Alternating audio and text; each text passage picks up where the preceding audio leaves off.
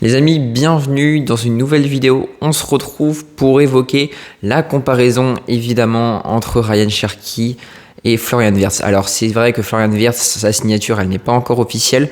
Bon, selon Fabrizio Romano, David Ornstein et tous les journalistes assez fiables de Première Ligue et du monde entier, l'accord est déjà trouvé et ce n'est plus qu'une question d'heure pour voir Florian Wirtz signer du côté des Reds de Liverpool qui s'apprête à dépenser 150 millions d'euros pour recruter le génie allemand. De l'autre côté, Manchester City fait un mercato un peu plus peut-être intelligent en dépensant plus intelligemment peut-être avec des sommes un peu moins importantes. Alors c'est vrai que Florian Wirtz était ciblé également par Manchester City. Leur plan B c'était Ryan Cherki, mais on a également eu des coups comme Ryan Aït-Nouri également. Bon alors c'est vrai que comme je viens de vous l'évoquer, le prix du transfert n'est pas le même, mais ce n'est pas pour autant que l'un est forcément meilleur et l'autre est un peu moins fort. Dans cette vidéo, on va essayer de comparer les deux joueurs. Évidemment, j'ai pas envie de faire de la comparaison entre guillemets bête et méchante. On va avoir pas mal de statistiques. Et finalement, on va voir que pour Manchester City et pour Liverpool, ça reste quand même deux sacrés joueurs. Et finalement, la plus-value, elle sera peut-être vraiment pour Manchester City parce que le prix de l'indemnité de transfert de départ, c'est vrai qu'elle est quand même moins importante du côté du joueur français. Bon, alors dans un premier temps, ce que je vous propose, c'est qu'on s'intéresse à Ryan Cherki. Alors Ryan Cherki, il a signé jusqu'en 2030 pour un montant de 42,5 millions d'euros bonus compris. Donc la somme exacte, c'est 36 millions net plus 6,5 millions de bonus, si je ne m'abuse, avec 15% sur une éventuelle plus-value. Alors, quand on regarde les stats de Ryan Cherki, c'est vrai que c'est quand même une saison qui est quand même très bonne.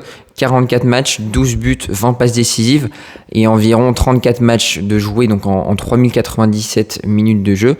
Bon, alors la petite map de Ryan Cherki, on voit que c'est un joueur qui a un volume de jeu assez phénoménal, un volume de jeu qui est un peu moins important que celui de Florian Wirtz, mais voilà, je pense que ce soit l'un ou l'autre, on a vraiment des très gros volumes de jeu. Quand on va regarder les stats de Ryan Cherki, donc comme je vous le disais, voilà, c'est 34 matchs commencés en tant que titulaire, donc c'est 34,3 matchs joués pleinement si on tient compte des 90 minutes, 12 buts, 20 passes décisives, donc 32 passes décisives plus buts au total. En but attendu, on est sur du 7,2. Donc encore une fois, Ryan Cherki a surperformé. En but attendu, on est sur du 7,2, 16,5 en passe décisive attendue, ce qui nous fait un total de buts plus passe décisive attendue de 23,7 quand on sait qu'en but plus passe décisive, il est à 32. Et finalement, on voit que c'est un joueur qui a une très bonne finition, que ce soit pour scorer ou tout simplement pour délivrer des passes décisives. Bon, alors son petit FBref, je vais pas vous mettre le FBref détaillé. Pourquoi ? Parce que pour moi, voilà, là, on va vraiment s'intéresser aux statistiques, on va dire, principales du joueur et ça sert à rien de rentrer trop dans les détails. Si c'était une analyse pure et dure de Ryan Cherki, là, oui, on serait rentré dans les stats un peu plus poussées. Mais là, voilà, ce que j'ai décidé, c'est vraiment de vous débroussailler tout le truc pour voir que Ryan Cherki c'est un joueur d'exception, même si on va le voir que défensivement c'est quand même moins fort. Évidemment les passes progressives il est très bon, les possessions progressives c'est pas mal non plus. Ryan Cherki égale dribbleur, donc forcément il est à 90, je l'aurais pensé un peu plus haut, personnellement ça m'étonne un peu. Pour les passes décisives également il est très bon, et puis voilà, quand je vous disais une très bonne finition, en but attendu, donc sans les pénaltys il est à 0,22, et en but marqué, donc également sans les pénaltys il est à 0,37, donc tout ça par 90 minutes. Donc voilà, encore une fois, les stats, finalement, elles correspondent à ce que je vous disais juste avant. Bon, alors, petit dessin ici de statistiques représentant le terrain avec les différents types d'occasions. Donc on voit que les buts marqués, c'est souvent des buts qui sont à l'intérieur de la surface. Il a plutôt une bonne frappe, même si c'est pas ce qui saute aux yeux à première vue. Et on voit finalement qu'en violet, il y en a pas mal, donc c'est les tirs bloqués. Donc c'est vrai qu'il tente également sa chance d'un peu plus loin.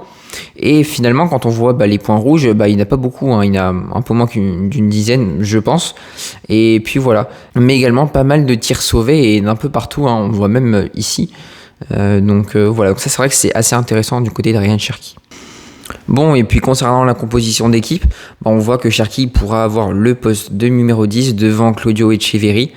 Voilà, j'ai mis Marmouche ailier gauche, Savigno ailier droit, quand on sait que Bernardo Silva ça devrait être la fin normalement pour lui, ou en tout cas il devrait moins jouer.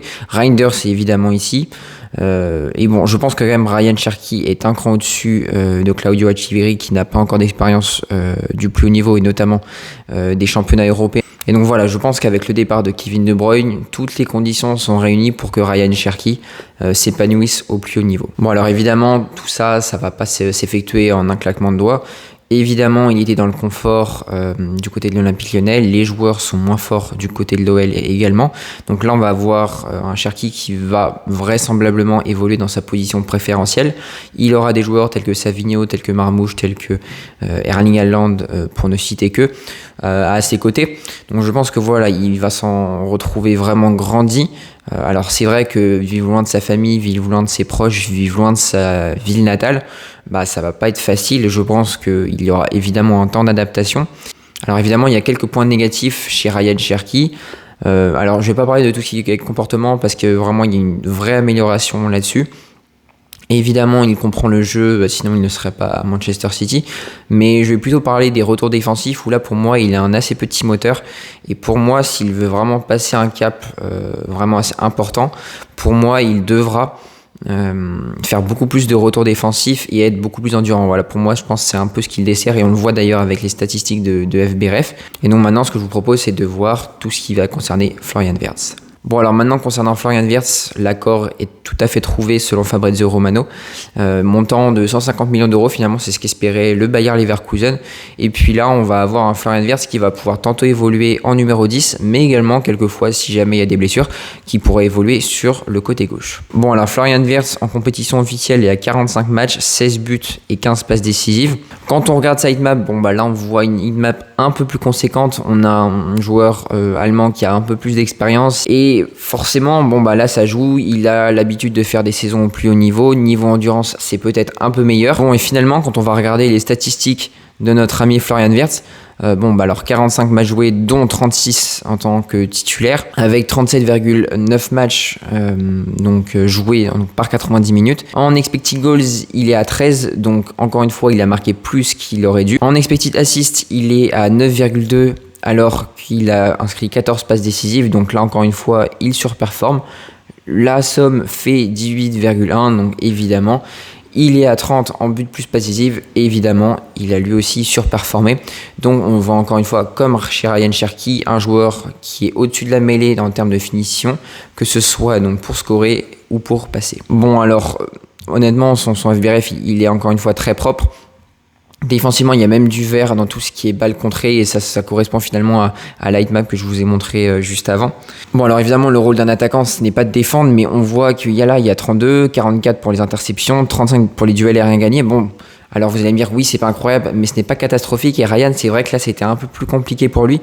Donc c'est vrai que défensivement parlant et physiquement, finalement, dans tout ce qui va être endurance, Florian Wirtz va être un peu meilleur. Il va avoir l'habitude un peu plus du haut niveau avec notamment la Champions League qu'il a disputé cette année. Il a été champion également avec le Bayer Leverkusen. Donc finalement, c'est peut-être ça qui peut expliquer les 150 millions d'euros. Après, est-ce que pour moi, ça vaut les 110 millions d'euros de décalage? Je ne pense pas. Pour moi, Ryan Cherki, il était sous contrat jusqu'en 2026. C'est pour ça qu'il a été vendu un peu au rabais. Évidemment, l'OL avait des problèmes financiers, ça a joué aussi. Mais voilà, je pense que dans un club normal, Ryan Cherki aurait dû partir pour peut-être 70 voire 80 millions d'euros. Il n'aurait pas pu partir pour plus pour moi parce qu'il n'avait qu'une saison de référence au plus haut niveau. Et à mon avis, s'il en avait eu une deuxième, là je pense qu'on aurait peut-être atteint la barre des 100 millions d'euros. Donc concernant la petite carte pour Florian Wirtz, on voit que c'est un joueur qui joue beaucoup plus dans le demi-espace gauche. On voit qu'il joue parfois même ailier gauche. Mais c'est un joueur qui repique vraiment beaucoup dans l'axe avec pas mal de tirs bloqués, pas mal également de tirs sauvés. Et évidemment, quelques buts, mais un peu moins que Ryan Cherki. Bon, alors quand on regarde la petite compo de Liverpool, donc sous Arne Slot pour la deuxième saison, on voit que Wirtz serait en numéro 10, doublé de Szoboszlai. Il pourrait être titulaire également sur le côté gauche, même si pour moi, ça serait vraiment une bêtise parce qu'on a vraiment deux purs ailiers gauche avec Gakpo et Luis Diaz. Donc voilà, je pense que ça peut être évidemment un sacré coup. Après, est-ce qu'il va pas souffrir du poids du transfert, on va dire, de la quantité astronomique d'argent que c'est quand même 150 millions d'euros, c'est quand même énorme. C'est le troisième transfert le plus cher de l'histoire, derrière celui de Neymar et ensuite de Mbappé. Donc voilà, je pense que ça peut poser des questions. Est-ce qu'il valait ces 150 millions d'euros au vu des prix du marché? Je ne sais pas. Peut-être que je l'aurais vendu peut-être à 130 millions d'euros. En tout cas, Liverpool a posé 150 millions d'euros sur la table. Évidemment, il y a une raison derrière tout cela. Bon, finalement, à l'heure de faire le bilan entre Ryan Cherki et Liverpool, on s'aperçoit que finalement, même si c'était le plan B de Manchester City, Ryan Cherki, ça reste quand même un superbe coup. Et Florian Wirtz, évidemment, ça reste un coup de maître côté Liverpool, même si pour moi, je trouve le transfert un peu cher. Évidemment, ça va avoir une incidence directe pour moi. Pour les deux clubs, peut-être même un peu plus côté Liverpool, vu que Florian Wirtz est beaucoup plus habitué à jouer au haut niveau que Ryan Cherki. En tout cas, je ne doute pas que Ryan sera capable de répondre aux défis imposés par Florian Wirtz. Et pour moi, voilà, on aura vraiment deux métronomes des deux équipes. Et honnêtement, au vu des mercatos des deux équipes, notamment Sweet City qui va vraiment bien se renforcer pour finalement commencer un nouveau cycle, bah ouais, honnêtement, il y aura vraiment de beaux duels dans les années à venir. Et dès cette année, voilà, je suis assez pressé de voir le début de saison de cette première ligue 2025-2026. Donc voilà les amis, c'est déjà la fin de cette vidéo. Si tu l'as aimé, comme d'habitude, le petit pouce bleu, le commentaire, le like et le partage, évidemment, ça fait toujours super plaisir. Et puis nous, on se retrouve bientôt pour de nouvelles aventures. À bientôt la team. Salut.